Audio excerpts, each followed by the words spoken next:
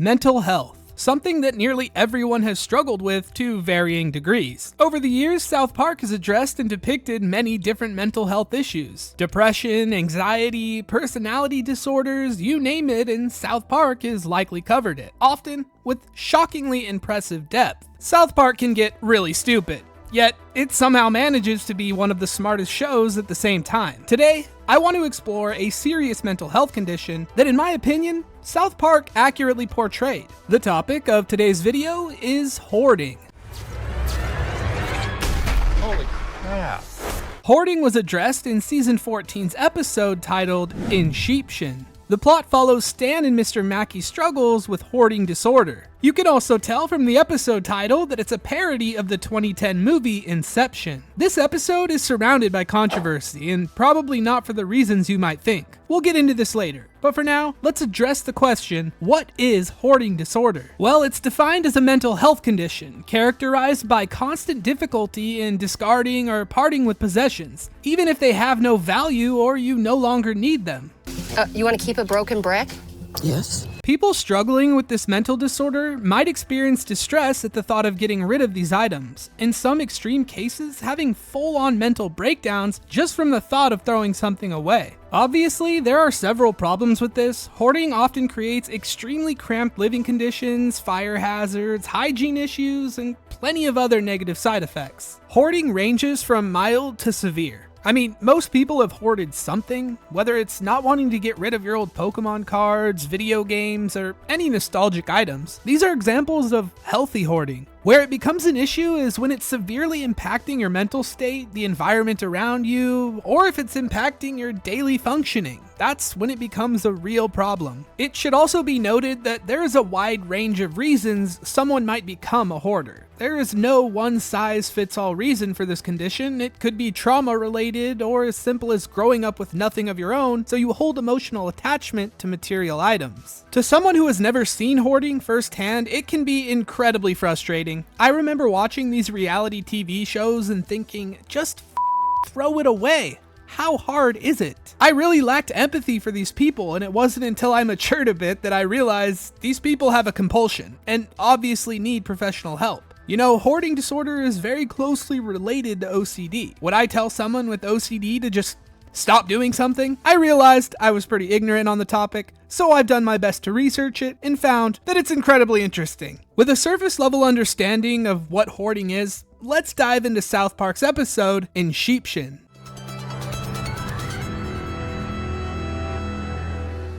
The episode starts with Butters delivering a note from Wendy, Stan's girlfriend. We need to talk. Yeah, Cartman is spot on. Nothing positive in the history of relationships has ever come from a "we need to talk" letter. Wendy can then be heard telling her friends that she's worried Stan has a serious problem. Stan confronts her and she lets him know they need to have a conversation about Stan's locker. Well, it's just a little messy. No, Stan, it's called hoarding! And if you don't get help, I don't know how much longer I can be with you! Stan is pretty much in disbelief, even questioning if Wendy is really serious. Right from the start, we see how hoarding impacts not just the hoarder themselves, but also those around them. This is something they heavily emphasize on the TV shows. People have literally had their kids taken away due to their hoarding or caused serious injury to a family member. Also, Stan's reaction here is spot on. Hoarders are often in denial about how serious their issue is. There is even something called clutter blindness, which is something almost every hoarder has. It's when they become so accustomed to their environment they no longer notice the mess. They're able to mentally block out just how horrible it is. Wendy asks Stan if he would be willing to throw some stuff away, and he agrees. Again,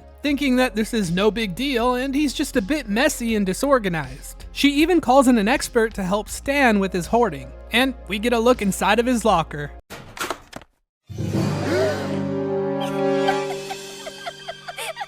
What? Come on, it's not that bad. I'd like to highlight that there is a significant distinction between hoarding and simply being lazy or messy. Our friend Asmongold here is a good example of this. He's a multi-millionaire who lives among roaches, yet he wouldn't be classified as a hoarder, just simply a messy human being with clutter blindness. My point is, not all hoarders are lazy, and not all lazy people are hoarders. You can definitely be both though. Stan, however, is a legitimate hoarder. The expert starts off trying to get rid of a pencil box, something that Stan probably does actually need, and Stan lets him know not to throw it away. He then moves on to a broken toothbrush. Well, it's good to have that because sometimes I really want to brush after lunch and But it's broken. It gets progressively worse, and Stan becomes unwilling to throw away a moldy sandwich filled with maggots. Well, I kind of need that. Let's just keep that. It's funny because while watching this, you're probably thinking, wow, that's hilarious, but it's obvious South Park is exaggerating. There's no way anyone would actually keep expired moldy food, right? So you're gonna eat moldy bread? No, I'm gonna pick the mold up. God help us. We then see Stan start to mentally break down, and he even starts to become self-aware that he has a problem. I don't know. Maybe you should go talk to the counselor. So, while watching Hoarders, I've always wondered why they don't just make the person leave the area and clean up the entire house while they're away at a hotel or something. This is because simply removing items would only address the immediate problem. The hoarder needs to agree to let go of things in order to truly rehabilitate, and obviously that would be way less entertaining. These shows can appear exploitative at times, but they also do plenty of good, and saved many people from their hoarding condition. It's kinda like when someone records a video of them doing something nice, like you're kind of a douchebag, but you did help someone. It's one of those things everyone will have a different opinion on, so I'll let you think for yourself, but the entertainment value cannot be debated. Stan visits the school counselor, Mr. Mackey, who appears to have a hoarding issue of his own. Stan explains that he's been showing signs of hoarding, and Mr. Mackey replies, Hoarding? Okay, what's that? Stan explains what hoarding is, and Mackey says that he's never heard of it before. Clearly. Don't you touch that! That's not something to throw away! If you throw that away, I will you in the mouth! The expert diagnoses Stan as a Class 3 hoarder, and Mackey as Class 5. When I heard this, I was wondering if hoarding levels were a real thing or if South Park just made it up for dramatic effect. There is a national study on compulsive disorganization where they actually developed a scale on the levels of hoarding. Stage 1 being minor clutter and level 5 being unlivable spaces and fire hazards. Stan's parents mention that he's always been fairly clean at home and they haven't noticed anything out of the ordinary with his behavior. The expert... Wait, I'm just realizing he was given a name, but I keep calling him the expert. Dr. Chinstrap? Yeah, I don't know. When I Google it, I just get pictures of a beard style, penguins, or a football helmet. Anyways, he admits that they don't know all the details on what causes hoarding, but that it often relates to some type of psychological trauma, and they would like to evaluate Stan and Mackey. At the end of their discussion, they bring up animal hoarding, which is a real thing, by the way, and incredibly sad because the animals are usually not taken care of very well. But this reminds Randy to bring up a guy who he saw hoarding animals. We've received some disturbing reports that you might be hoarding sheep. When I rewatched this episode, I laughed probably a little too hard at this joke. Sometimes it's the stupidest ones that get me. So Dr. Chinstrap takes Stan, Mackey, and the sheep herder. It's pronounced hoarder. To give them regression therapy. If you don't know what this is, it's basically a type of psychotherapy using hypnosis that helps people explore past events and traumas to help them understand their current behavior. This technique can be used when people buried traumatic events into their subconscious and might not even fully remember them if they wanted to. So the doctor starts his hypnosis technique. Blowing on the cloud. Floating. Oh my God! Sorry, I just got a weird gas bubble for a sec. Good one, Matt and Trey. Good one. It eventually starts working and we get to explore the mind of young Mr. Mackey. It shows Mackey being confronted by one of his childhood bullies. You snitched and told the principal I was smoking. Oh, well, smoking's bad. Okay. As he runs off, we learn that Stan and the shepherd got caught in Mackey's dream as well. How's that even possible? They try to explain how it's possible, and it's obviously South Park poking fun at the confusing aspect of Inception. I know someone just heard that and is thinking, actually, Inception isn't confusing, you're just not an intellectual. Okay, yeah, buddy. I will say it makes a lot more sense on your second watch, and it's not a bad movie. It's not a movie you want to watch for the first time stoned. Well, maybe. Back in the dream, we see Mackey in his old room, and surrounded by a bunch of toys. I haven't quite reached Unk status yet, so I only recognize a few of these, but even I feel some nostalgia from this clip. We got Light Bright, Rock'em Sock'em Robots, Simon. Anyways, Stan is desperately trying to get Mackey to wake up, and he is again visited by his bullies. They tell him that they're gonna get their revenge at the upcoming school field trip. Dr. Chinstrap tells Randy that it's actually possible to die in the dreams. So Randy takes it upon himself to go inside and save Stan. All right, you want to risk your ass? Fine. You see a cloud. It's a fluffy cloud, floating, happy. Except that Randy is a butterfly and is having too much fun to even care about the situation anymore. I'm gonna go find me some butterfly poon. Dad! The most Randy thing ever. The doctors realize that Randy has become completely useless, and they say they should have waited for the true experts. Who are the experts? So remember how at the start of the video I mentioned that this episode caused a lot of controversy? We basically ripped off these guys from College Humor, but we didn't mean to. To my knowledge, this is the only time in South Park's history that there were serious allegations against them for plagiarism. That doesn't sound very difficult. It is. Why? Doesn't sound so hard. It is. Why? We don't have time for this.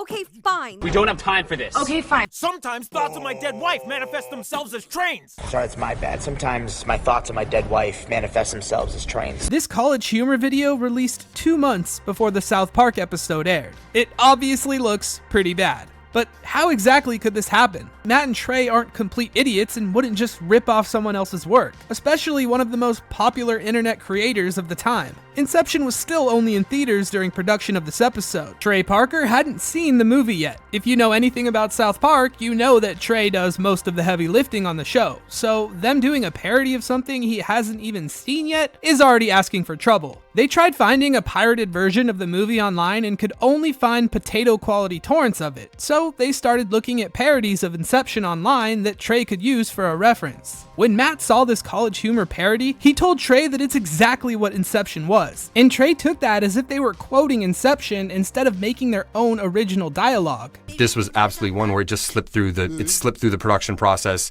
I wasn't paying attention to what it was. Trey had never seen the movie and assumed those were lines in the movie, and it's just a huge up. This story does have a happy ending though, with Matt Stone calling one of the guys at College Humor to apologize and give his side of the story. It turns out they were big fans of the show and were pretty chill about the entire thing, and they all lived happily ever after and then kissed.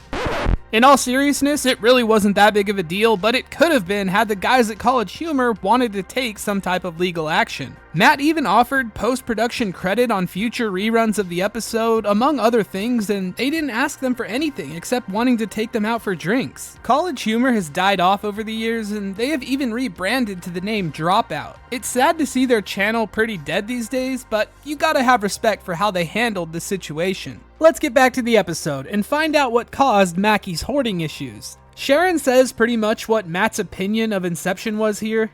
Just because an idea is overly convoluted and complex doesn't make it cool. If this was your opinion of Inception at the time, this is how people would respond to you. You just don't get it because you're not smart enough. The dream experts take action and join Mackey's dream. Back in the dream, we see Mackey on his field trip. And we meet Woodsy Owl, who, by the way, is a real mascot. I was floored when I learned this. I thought this character was something South Park made up, kind of like a ripoff of Smokey Bear, but nope, definitely real. Help keep America looking good. Help keep America looking good, okay? Does anyone else get Butters vibes from the kid version of Mr. Mackey? Anyways, Mackey, Stan, and the Shepherd get paired with the bullies for their field trip group. And then we see the dream experts made it inside the dream. The bullies chase Mackey and Stan tells him that he has to face whatever happened so that he can learn why they're all hoarding.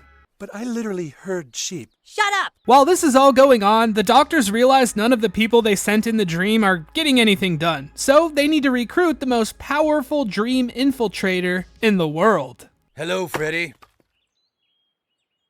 I love Nightmare on Elm Street, man. This is like one of the only horror movie franchises that actually made me lose sleep when I was younger. Don't get me wrong, there were a bunch of scary, solid horror movies from this era, but the idea of not being able to fall asleep or you get a visit from Freddy was a generational idea. Mackey is now ready to fight his bullies after a pep talk with Stan.